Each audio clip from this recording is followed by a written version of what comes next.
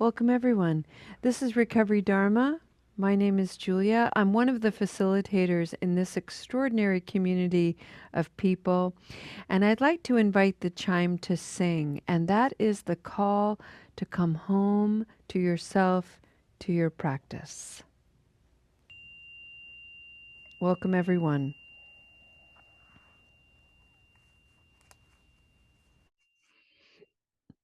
I'd like to share with you, as a way of setting the intention for our practice today, a sentiment of metta. Metta means loving kindness. This one, I painted this little picture. This one reads, "May you feel safe and secure. May you feel safe and secure."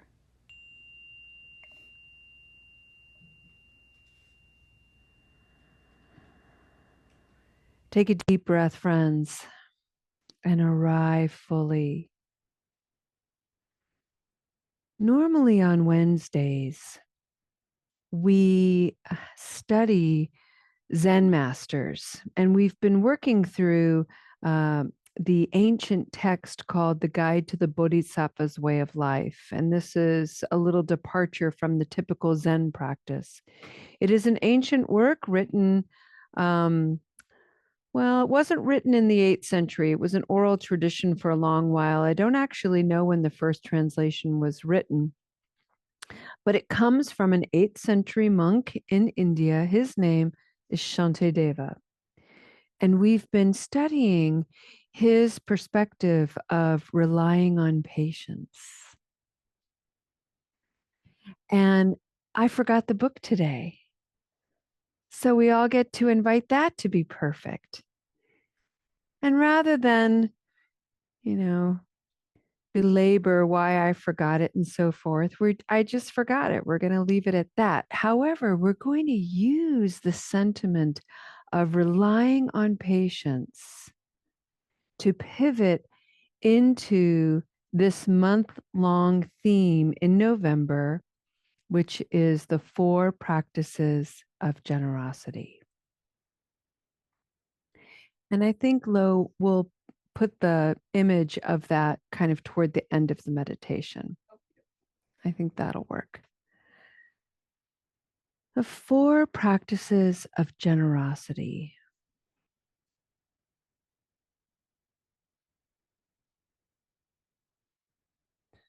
Sorry, friends.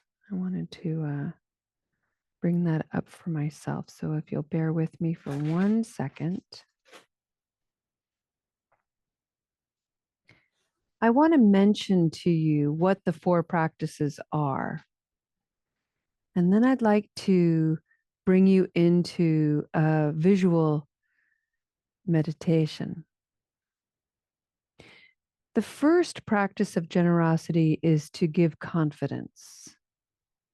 And so, for anybody out there who is worried or feeling a little anxious about, I'm not a very good meditator, I don't really know what I'm doing, I feel uncomfortable, my thoughts are racing, I just want to reassure you that you're doing it really well. The fact that you've shown up here, the fact that you're listening, all of that bodes well for an outstanding meditative practice. I want you to feel fully confident that if your body today needs movement, then please move. Turn your camera off and wiggle away. If your body is fatigued, then please lie down and invite rest to be a gentle companion. And if you'd like a little bit more of an active meditation, well, then you can sit in a noble posture, which is nothing more than sitting nice and tall, shoulders rounded back, heart lifted, and in this wonderful, confident posture. The second practice of generosity is to give protection. And to give protection, very, very simply,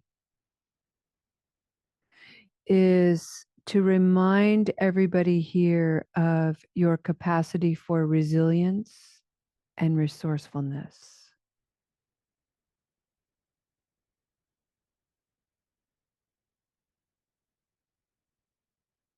This is a reflection on how to be safe in your own mind and heart. The third practice of generosity is to give happiness.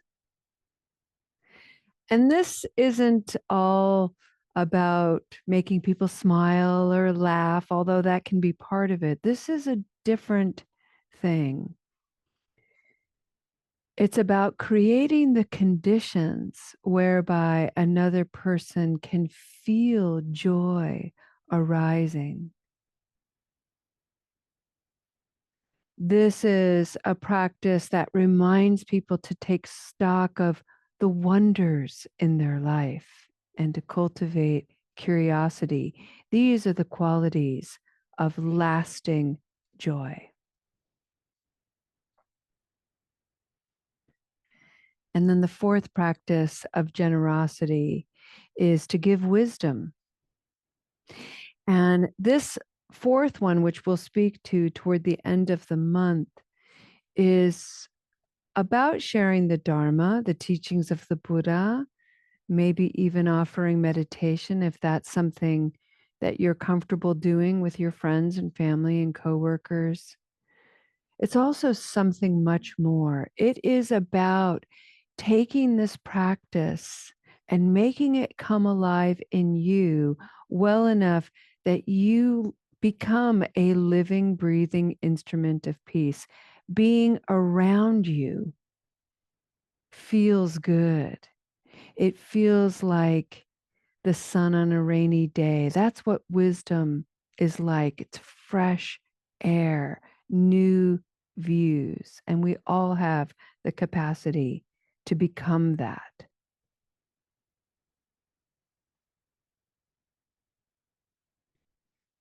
So, how do we do it in a really general sense?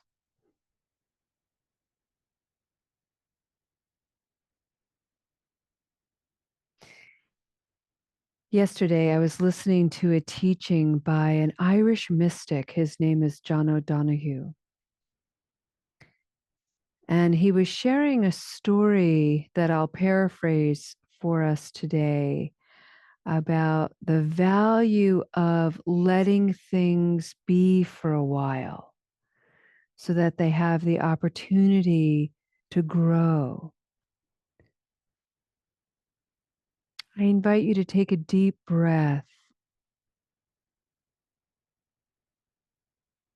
And then I invite your mind's eye to journey to a garden.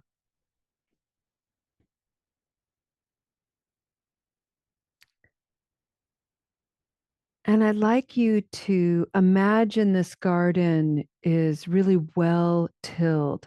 The soil is beautifully amended. There are nice little rows ready for planting.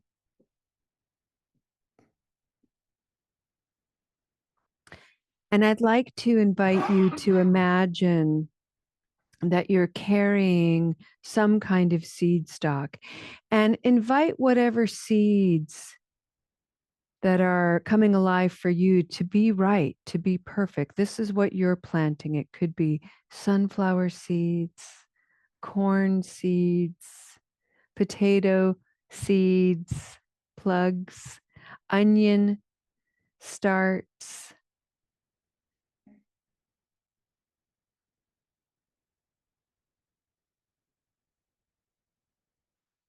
Just notice a handful of seeds. Within your hand is the potentiality of so much in that one seed.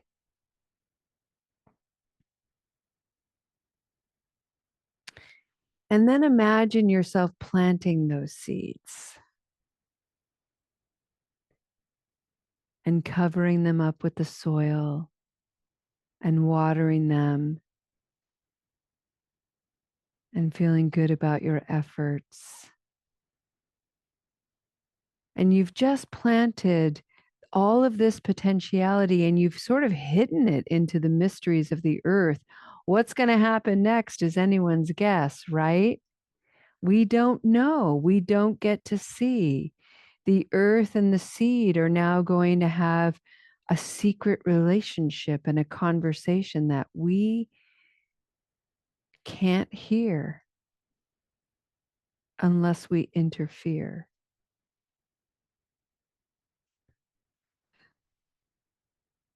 And let's interfere. Let's do this intentionally. So let's say a couple of days goes by and a busybody comes along and says, hey, I noticed you planting your things there, and I think you planted them a little too close together. And next thing you know, you're like, oh God, what have I done? And suddenly this flood of doubt. I planted my seeds too close together. Oh no, what's going to happen? I've done it wrong. So of course, what do? We dig up all those seeds, right? You go in there, you try to find them. If they're big, like a potato plug, they're easy to discover, they're easy to find. But if it's a whole bunch of carrot seeds or lettuce seeds, good luck. You're going to wait till they grow and then you can thin them out. But meanwhile, you've gone ahead, you've interfered with the mystery, the process, and you've scraped away all the dirt and you've revealed the seeds, the plugs, the starts, whatever they are, and you go ahead and you replant them a little bit farther apart. You cover them up again. But the soil's been disturbed quite a bit with all of this movement and scraping. So things are not quite as pristine as they once were, but it's okay. A couple of days go by and the thoughts start churning. Oh no, what if they're still too close together? What if I still don't have it quite right? So impulsively you go back out, you scrape away the dirt and you replant them because you got to get it right. You got to get it perfect.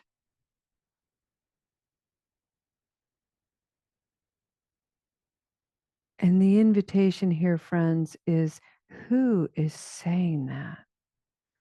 Where does that conditioning come from? What is up with the insistence on perfection? What does that even mean? Because the reality is, the more we disrupt this planting process, the more we disturb the soil, the more we scrape away, we interfere with the organic and natural and mystery of what's happening between the earth and that seed.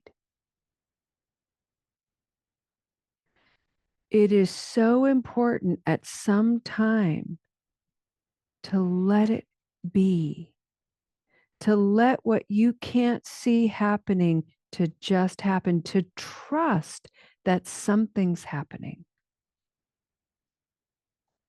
Maybe the potato's rotting in the earth. You don't know. Maybe it's sprouting so many potential baby potatoes. You don't know. Maybe your corn seed has encountered a little mole and it's just had a feast. You don't know.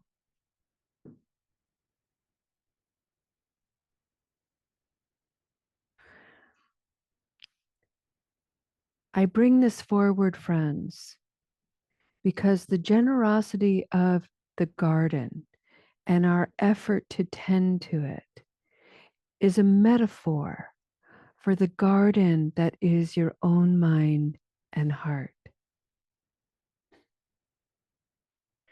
And if we continue to scrape away and keep trying to interfere with our own natural unfurling, if we're so impatient, if we're so worried and anxious about getting it right, getting it perfect. We never give ourselves enough time to just be and let something reveal itself. It might not be what we want and still will be okay. It might be something glorious and still will be okay.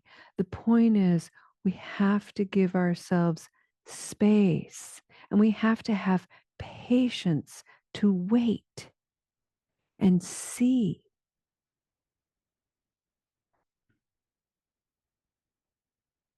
But it's not comfortable.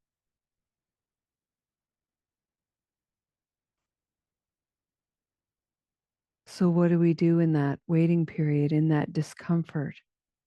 How do we sit with that? How do we cultivate some presence to it?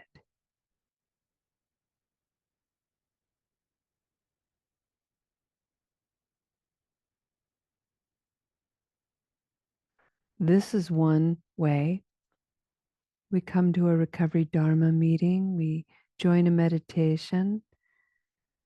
Maybe we write about it. Maybe we go visit the garden and just wonder. Maybe a small wonder will capture our attention and our curiosity and elicit some joy and some relief. Who knows? The point is to be open to it.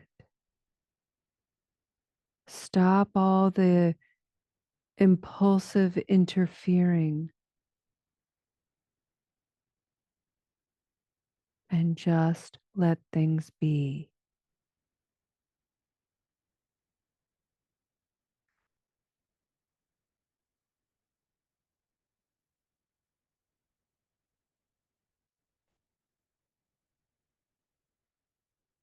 The Buddha taught very clearly that we all possess a Buddha nature,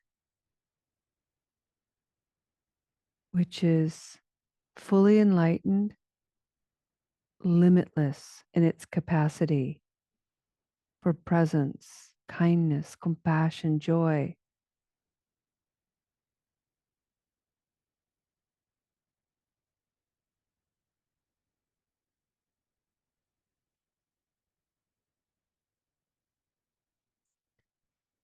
You are like the most fertile soil. And what we do in these reflections is we add some amendment. We take notice of the aspects and qualities of our practice and our habit energy that is no longer serving the fertility of our heart and mind. We work with that, we work it in. It becomes part of the overall picture, part of the soil of the garden within. That's the transformation process. That's the growth.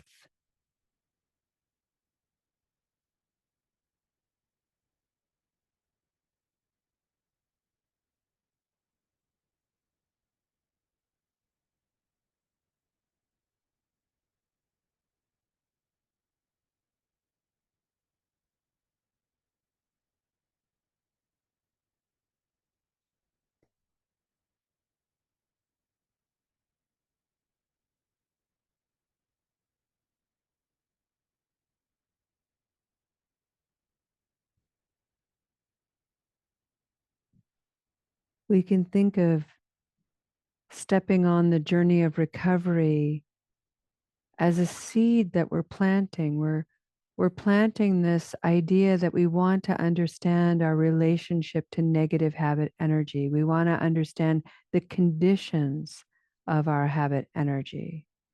And to do that, we have to tend to it. We have to tend to the soil. We have to tend to its needs.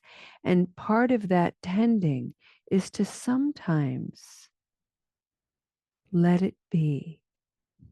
Let the mystery of life do its secret work. Let the mystery of life do its work for you. You don't have to work so hard all the time. You can rest once in a while. You can enjoy once in a while. You can be gentle toward yourself once in a while.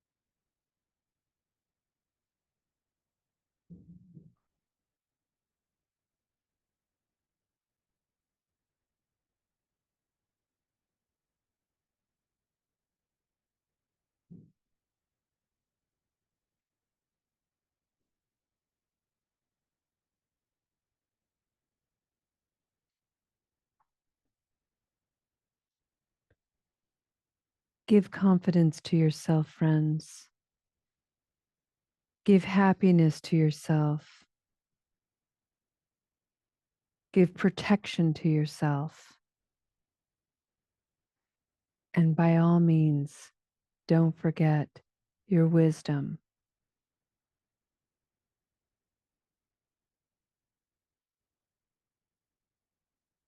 Breathing in, breathing out.